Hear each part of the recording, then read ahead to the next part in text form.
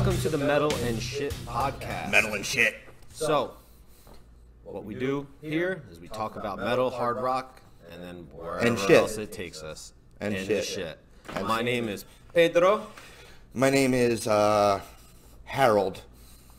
Good enough. And today we're going to talk about the topic that made us want to do this podcast. Now, we've been talking on podcasts before, but this particular thing took it over the edge. This was the catalyst that got me out of bed.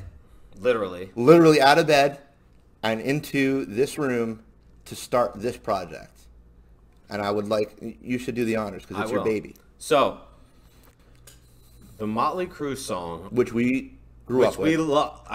This was one of our seminal bands. This was one of the bands that... Back to the semen. Always. The band, we listened to every lyric, every riff, anything they did, we loved it. We even wrote a letter together to Motley Crue. I forgot about that. Yeah. We have to find that. I was Mick Mars in elementary school for Halloween once. I was Vince Neil that same Halloween. So that's what this band means to us. But one day the song was playing in my head. And I'm thinking about the lyrics as I'm singing them that I've never thought about before. And I went, are they saying what I think they're saying? Now brace yourself. Now, I'm going to jump in here real quick and say, Pete and I discussed this at length prior to doing this segment or this episode. So we're not going to pretend to be surprised at what you're about to hear. But you're going to be surprised. We should pull up the text stream. I will. I'll pull it up. I'll edit that in. I'm not going to. So... You are going to be surprised about what you're about to hear. I pulled it up on Google, the lyrics, and I went, holy shit. And I was like, now, I have a daughter and a son. And I have a daughter and a son as well. So, it struck me in a completely different way. It's like porno. It's like, can I just say, it's like porno, right? Prior to, I know it's a double standard, but prior to my daughter being born, I'm a guy. I like porno. You're a guy. You like porno, most likely. And if you're a girl, maybe, right? Who knows? The moment I found out my wife was pregnant with a girl, ruined porno for me for like a solid year and a half. Just had to say that. Now, with that in mind, that's why these lyrics hit me as hard as they did, hit Pete as hard as they did. Probably wouldn't have hit either of us as hard if we didn't have our own kids. I wouldn't even thought about it in this context. Yeah. Like, it wasn't even... You'll see. So the name of the song is All in the Name Of by Motley Crue on the album Girls, Girls, Girls. Pow. Released in 1987. So we were 9 years old. 9. 9. And we're listening, and we were listening, singing, and religiously listening to these lyrics and singing them back. So, let's start with the first verse. This is so... She's only 15. She's the reason that I can't sleep. You say illegal. I say legal's never been my scene. I try like hell, but I'm out of control. Okay. Yeah. Now, who goes first? We're just going to stop there. Yeah. That's the first verse of She's 15. I know it's illegal, but I don't give a f***. Well, it's worse. It's that I can't help myself. Which is different than not giving a True. And so that was going to be my point, but if you'd like to make yours first, please. No, that's fine. Okay, so I read it as she's the reason I can't sleep. You say it's illegal. I say illegal's never been my scene. I feel like she's saying it's out of control because she's so hot, right, for whatever reason. But reading it through the lens of 2018 and the age that we're at now, okay? He goes, I try like hell, but I'm out of control. Okay? To me, that sounds like... And how old was he when this came out? I don't know, but it sounds to me like he's admitting he's a sexual predator. If you're acknowledging the kid's underage, and you're acknowledging that they're hot, but you can't control yourself, and that you're way older and you know it's illegal, you're basically admitting that you have a problem. Now... So, can I point something out? Go ahead. In this time period of hair metal craziness... I can only imagine how many underage girls made it through security and who God knows what they did. But... We do know what they did. God knows what they did, right? Now, he's not saying, oh, shit, I thought she was 18, but she was 15. Right. And this isn't even as bad as Winger saying she's only 17. This girl is 15. Yeah, that's, 15. Does she exactly exist? I don't know. Why would you write this song if she didn't exist? I don't know. That's even creepier. Go on with the lyrics. Go on with the lyrics. So, all in the name of rock and roll. For sex and sex, I'd sell my soul. Again, dude's got a fucking problem. But, okay. All right, next verse. Yeah. Pretty, pretty, so innocent. She says you ain't seen nothing yet. Brings me a dirty, dirty magazine. There she was for all the world to see. I try like hell, but I'm out of control. I feel like you needed to. You almost jumped out of your skin. I almost freaked out. So do me a favor and do that again a little bit. Pretty, pretty, so innocent. Yeah. She says you ain't seen nothing yet. Brings me a dirty, dirty magazine. Okay. So here's a gripe I have. So he's describing the girl as innocent. Pretty, pretty, and so innocent. Once again, sexual predator. All day long, every day, this guy. Who wrote the lyrics? Probably Nikki Sixx. Songwriter, Nikki Sixx / Vince Neil. How the did I know that from back then? I don't know how I remembered that. I don't know. Okay, so one of the two of them is a serial rapist. Let's just call it what it is. Let's just Okay. Allegedly, and in his opinion. Right. I'm not going to adjudicate this in the court of public opinion here and now, okay? I'm not going to do that. But, I mean, let's just address, and neither of us want to get into this from a political standpoint, but it's 2018. We got the Me Too thing going on, the potential Him Too thing going on.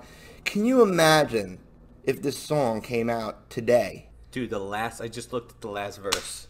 Okay, do the last verse. Do it. Wait, so when I read this, part of me thought, how old was Samantha Fox when she was in that magazine in Europe? It was like a paper. And she was like underage, but she was topless in a paper. Remember that was like a huge deal because then she became famous of a singer. Yeah. And then my first, part of me was trying to figure out what he was talking about. And I'm like, is he singing about her? But then, so he goes through on the name of for sex or sex I'd sell my soul. All right, last verse. Yeah. All right. Hit me with it. Says to me, Daddy, can I have some candy? Want to be your nasty anytime you want. You know you can have me. Okay. So there's incest. Now we're talking incest. Dude, what's that? But guess what? It's all in the name of rock and roll, dude. It's all yeah. No. Cool. And this I already said this in another episode. This is why Nirvana ended hair metal, and it makes me happy because it's this type of fucking garbage lyrics. I'm not offended. They don't offend me. They're just empty. It's about nothing. Wow, you wrote lyrics about fucking a girl. Wow, write about fucking the end of the world. There's so many.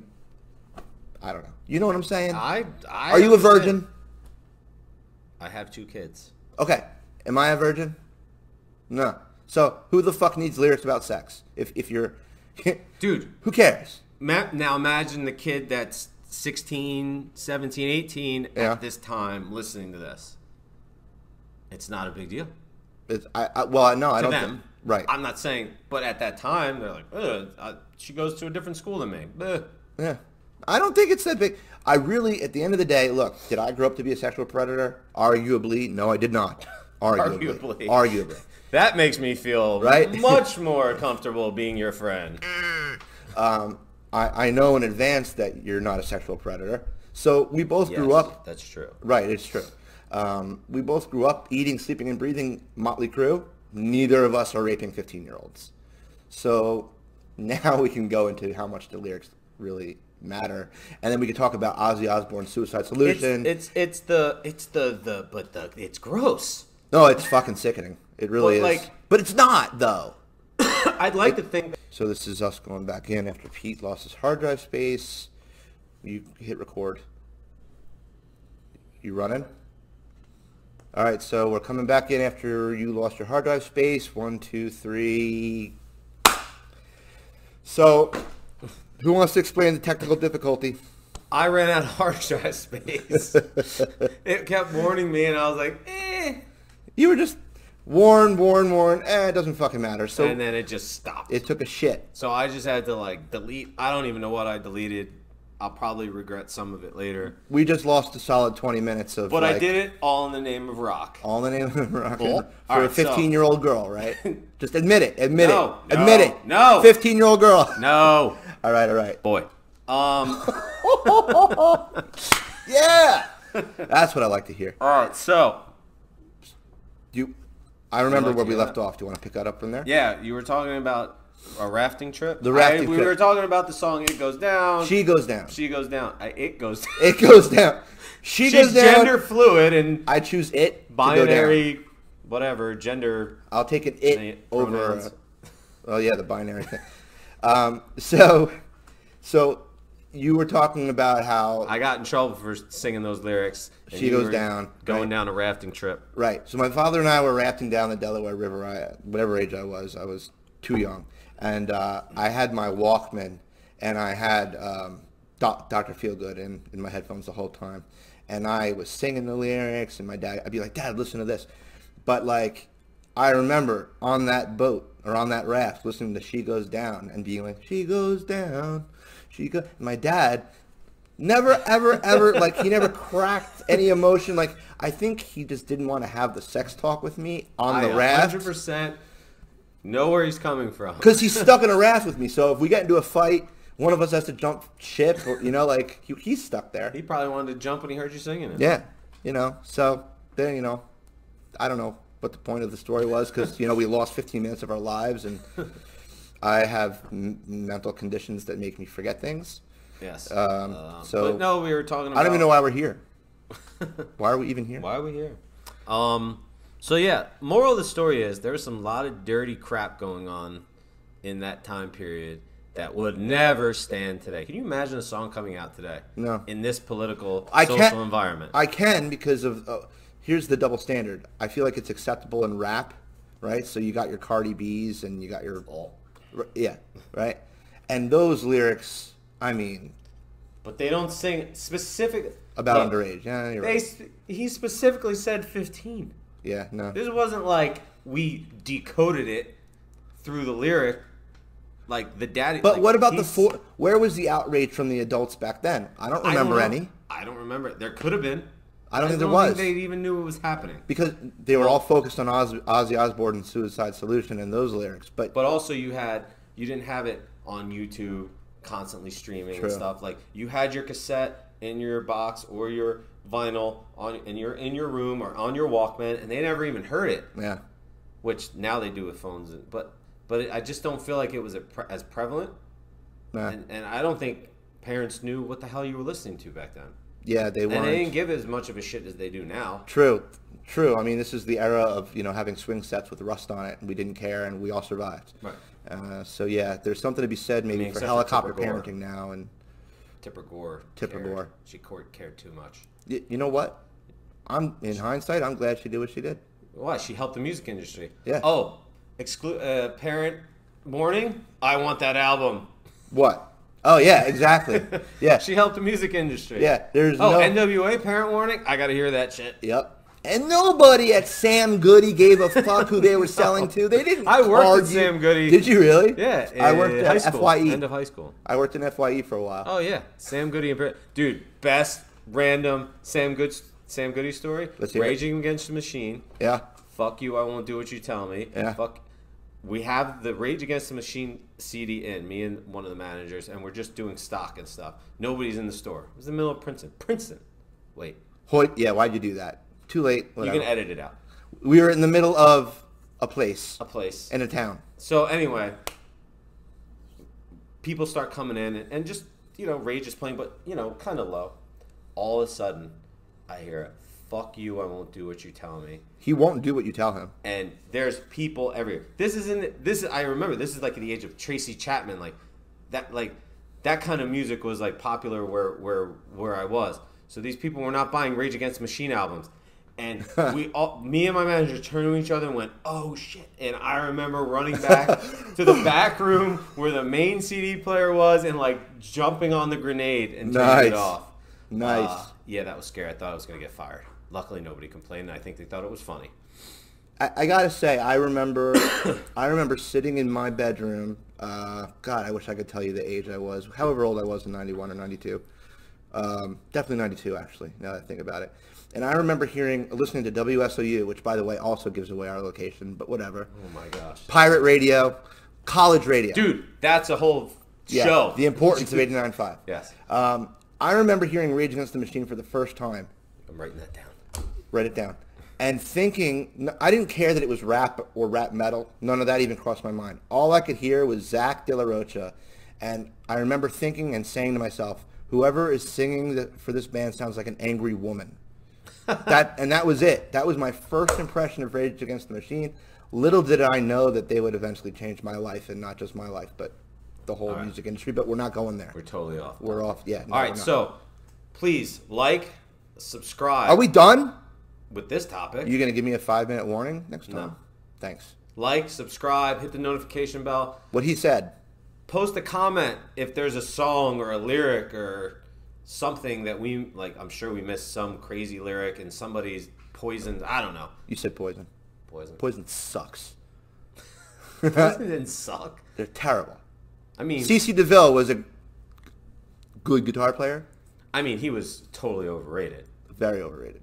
Fuck that guy. I mean, pick up that guitar and talk to me. He didn't talk to anybody with his guitar. But anyway, I don't even know those lyrics because I was never that gay to listen to that kind of shit. I don't know any Poison because I'm better than that. And why you weren't, I don't know. I wasn't. It's all right. So anyway. Yeah. Anyway. Subscribe, hit the notification bell, leave us a comment, argue with us, tell us we're wrong, tell us we're right. We don't care. Find a lyric that we missed, and we'll talk about it. All right? Give us topics if you want to hear us talk stupid about something. Give us things to do and stuff. I have a list, but we could use more. And I'll tell you what, hate mail is always fucking welcomed.